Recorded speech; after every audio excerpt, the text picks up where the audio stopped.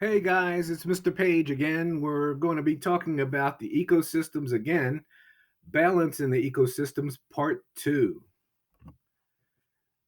Now, our vocabulary from the last lesson, the prior learning that you should have learned, would be ecological balance, ecological stability, ecological equilibrium, producers, and consumers. Now, today we're going to be talking about some new topics. The new vocabulary for today would be predators and prey, coexistence, symbiosis explained. I'm going to break it all down for you. Ecological disturbance, biotic and abiotic factors. Predators and prey. Predators are organisms that eat other organisms in the ecosystem. Prey would be organisms that are hunted and eaten in the ecosystem. Predators and prey can be predators. Let me say that again. Predators can be prey, and prey can be predators. And I'll show you that in an example. Here we see it. This is known as a food chain. At the top of the chain, we have snakes. Snakes are predators. They eat the prey, which are frogs. Frogs are also predators. So you can see there's the relationship where they can be both. Frogs are predators. They eat grasshoppers. Grasshoppers are the prey. But grasshoppers eat grass, and grass would be the prey. Grasshoppers would be the predator. Coexist.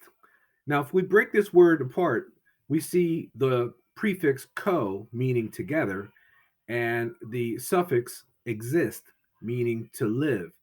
So, coexist, when you combine it together, it means to live together. It's the successful ability of organisms of an ecosystem to live and thrive together, coexist. Symbiosis is something that we talked about in a prior lesson, but I'm going to fully explain it here. There are 5 forms of symbiotic relationships. Because different species often live in the same ecosystem and must share or compete for the same resources, they interact in a variety of ways known together as symbiosis. Mutualism. This is the best type of symbiosis. This is where the benefit is mutual, meaning that both organisms benefit, like plants and animals. Plants breathe in carbon dioxide and breathe out oxygen. Animals breathe in oxygen and breathe out carbon dioxide. It's mutually beneficial. Both parties benefit. Commensalism is another type of symbiosis. Commensalism.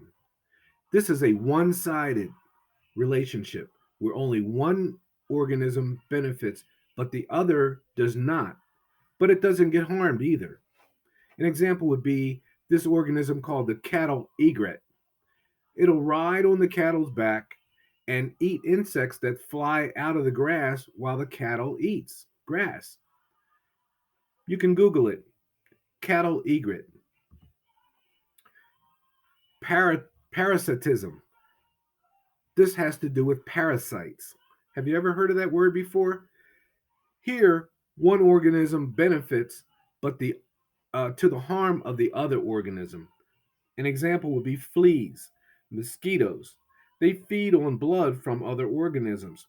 Mosquitoes are the parasite, and say a human would be the host. These are 2 important words, host and parasite. Which one is the host and the parasite?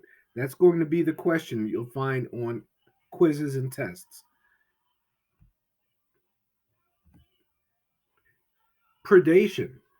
Predation sounds like predator, doesn't it? This is a relationship where one species survives by eating the other species. And we saw that in the food chain just a couple of slides ago. The fox eats the chicken. That's an example. These are always consumer relationships. Competition. This is a relationship between organisms where they are both competing for the same resources, food or water, in the same area and at the same time. Usually, it's the same organism. For example, a bear fighting another bear for the same food source. Ecological disturbances.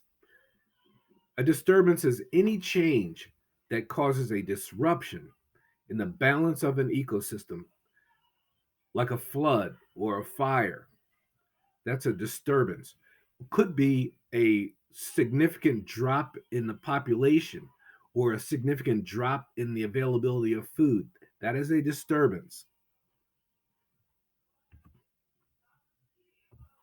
Here we have examples, couple of them, of disturbances. One would be a tornado ripping through a forest. Well, that would tear down a lot of trees, thereby reducing the habitats of a lot of birds. Now, where are those birds going to live now? That's going to be a disturbance. Another disturbance would be a drought. You can see the dry desert sand, the tree with all the leaves burned off. That's a drought because the tree had no water. That is a disturbance, a drought. Biotic and abiotic factors. Biotic factors, any living part of the environment that affects another organism or shapes the ecosystem. For example, trees and plants, they're living. Biotic, the prefix bio, meaning alive. So, biotic factors are living parts of the environment. Abiotic factors are non living. Just consider that A meaning not bio, not alive. Non living chemical and physical parts of the environment that affect living organisms and the functioning of ecosystems. Sunlight, that's not alive. It's there, but it's not alive. It's abiotic. Water is not alive. It's there, but it's not alive. It is abiotic. Well, that's it for this time, guys. I hope you learned something today. Feel free to watch this video as many times as you need to master it and to learn it. Be sure to complete the assignments associated with this lesson. And remember, learn something new every day. Up next, cycles in the ecosystem.